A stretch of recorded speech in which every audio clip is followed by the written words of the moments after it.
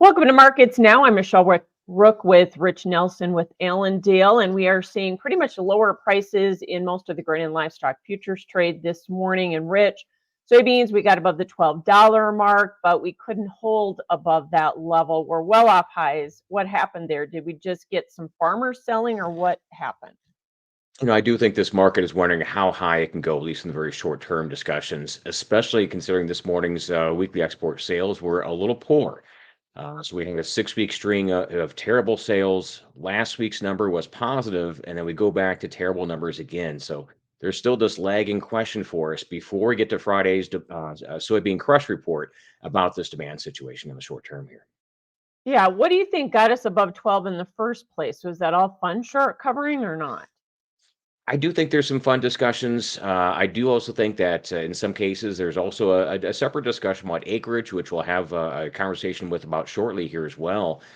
Maybe we're not going to get these large increases into soybean acres, so that's a secondary question. And heck, on top of that, we have some good expectation for Friday's soybean crush report from NOPA, so maybe that will even out some of this negative influence here for the past few weeks.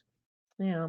Of course, the other negative influence may have been spillover from the lower corn and wheat market. And let's talk about that because wheat's kind of dragging corn down. But why is wheat seeing so much pressure again here today?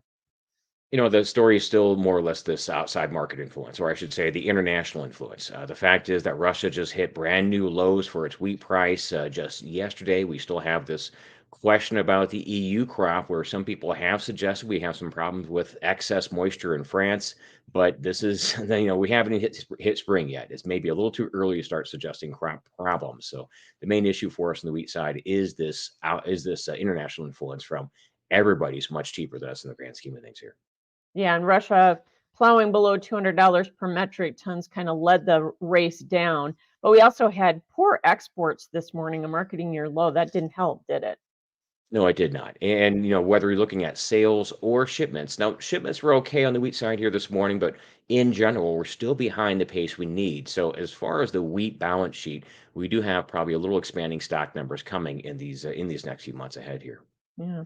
So, Rich, corn exports this morning over 50 million bushels. We had, what, 4 million bushels to Mexico, but yet we couldn't hold any gains there as well. Did we just get drugged down by the wheat market, or is there more to it? I do think so. And keep in mind for the corn side, we do have this quite positive discussion about the Brazilian pollination issue coming up here at the end of this month.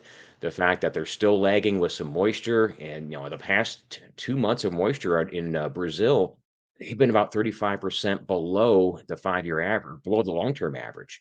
So this discussion about Brazil is still very valid and certainly is a supportive issue, but it's only one positive that gets a few other negatives.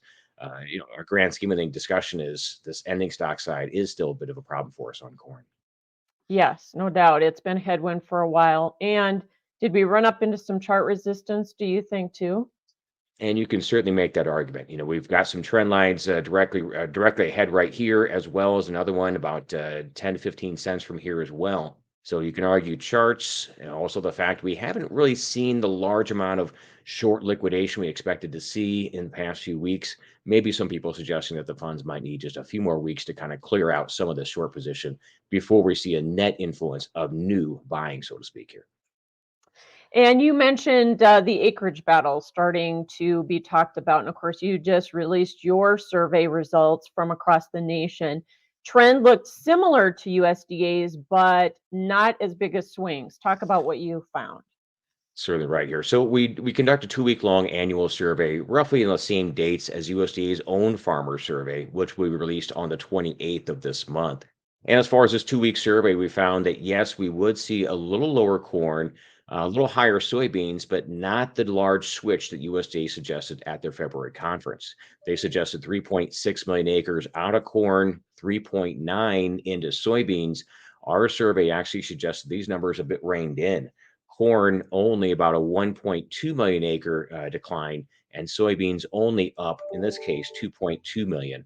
So the question is, yes, we're probably going to see some switching, but not to the extent the USDA has suggested here. So, Rich, how much did that surprise you, and why do you think we didn't see the shifts, or what did farmers tell you? I was quite surprised. And keep in mind, the question for our discussion is always on the is always about the budgets. And at this point in time, you're looking at most cash corn break evens roughly 5 to 5.20 or so, and soybeans 12 to 12.20 or so per bushel. So the corn discussion is a question of how much do we want to lose at these current bids right now for new crop. As it stands right now, the survey suggested, and farmers are quite consistent with this, they suggested that we're going to stay with standard rotation for now. So, despite the financial headwinds on planting corn, there is still a lot of interest in it in the grand scheme of things here. Is the thought process as well on corn that farmers want to plant corn because they can bushel up there or not? You can certainly make that discussion. Maybe some are also looking the fact that this weather forecast. We had a very warm winter. We also have a forecast for a generally warm spring ahead as well. So maybe this idea of let's get in the fields and let's get some corn planted as soon as we can might be the discussion here for us. And of course, we had a lot of fall fertilizer that went down, so that kind of dictates as well. But as far as crop inputs, I mean, soybeans are cheaper to plant, but that doesn't seem to be the big sway here, huh? And that was the case. And farmers told us quite consistently. We had our discussions with in-person conversation with the farmers at the Commodity Classic. We had them after the Commodity Classic via phone or internet as well. And through all these methods, producers really want to plant corn at this case. So I think that's really the story for us right now. Yes, a little lower corn than last year, but not a sharp decline here. Yeah. What about the wheat numbers? Did those come in acreage wise kind of the way you thought they were going to? For the most part, they did. And USDA has already given us an advance notice on the winter wheat side back in January with the winter wheat seedings report. And they suggested the winter wheat seedings down about 2.4 million acres.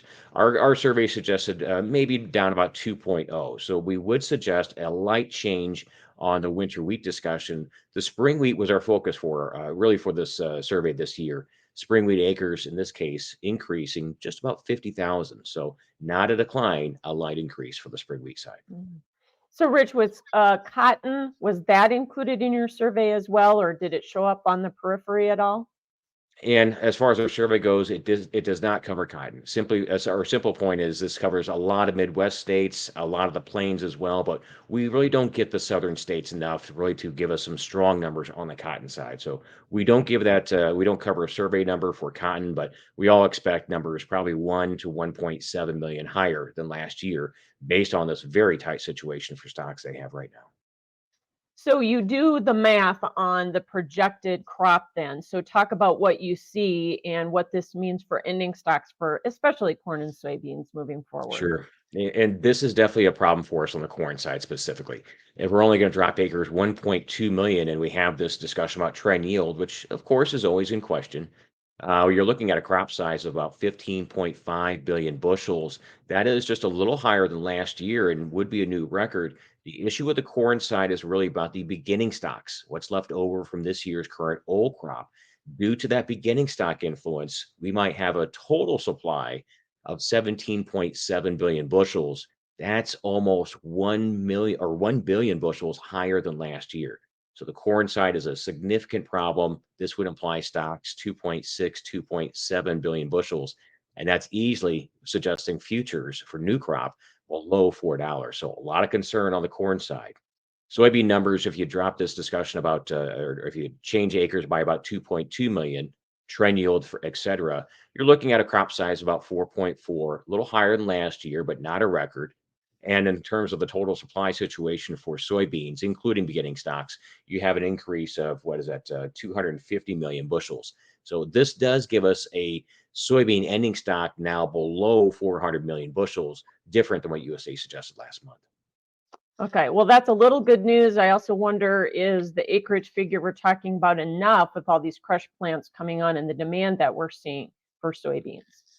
And that will be the very big question. So we have a few more plants coming online before this old crop year ends in August. And then we have really the hoped for the first wave of new plants really hitting for what would be our new crop year, which starts September 1. So that's a big discussion for us as it stands right now. In our viewpoint, we do have a higher crush number plugged in, but it still would, in this case, so it would suggest it's still overwhelmed by the supply situation. So our key focus is really getting a question about this yield situation figured out. And maybe this discussion about a drying plains for a portion of the summer might be a valid concern here for us. Yeah. The flip side of that, you get in early, sometimes you get better yield. So it's kind of a coin toss right now, isn't it? A little bit. It is right. And that's another problem here. We won't have this quote unquote real positive drive for higher prices until we have that yield situation challenged. And like you mentioned here, early planting does mean, in this case, slightly above normal trend yields as a starting argument here. No doubt. Okay. Just quick before I let you go, live cattle pushed up into new highs for the move here, and then we crashed. What happened? The cattle side, I think this was pretty much all about the charts. We had this very well-known gap that everybody's been looking at for the April fat contract, 120, 27 or 190.27. That was filled pretty much to the T and the market crumbled. The question for us on the cattle side is, can we continue to sustain this strong rally that we had here since December? Especially considering the fact that we don't have tight supplies right now. The tight supply argument is really lined up for the second half of the year. So we've done a great job with a strong rally from 170 lows in December. Now the question is, can we stay at these higher prices, especially considering the fact that seasonally, we do seasonally typically have a couple months of lower prices ahead here. Okay. So maybe a little profit taking, but you got to wonder about a little hedge pressure too, don't you? That is right. And we got to make a clear point, though, on the feeder side, the feeder argument is still quite strong, even for the first half of this year, as well as the second half. So we'll see if this feeder market can stay at these lower prices here. Thanks, Rich. Rich Nelson with Allendale. That is Markets Now.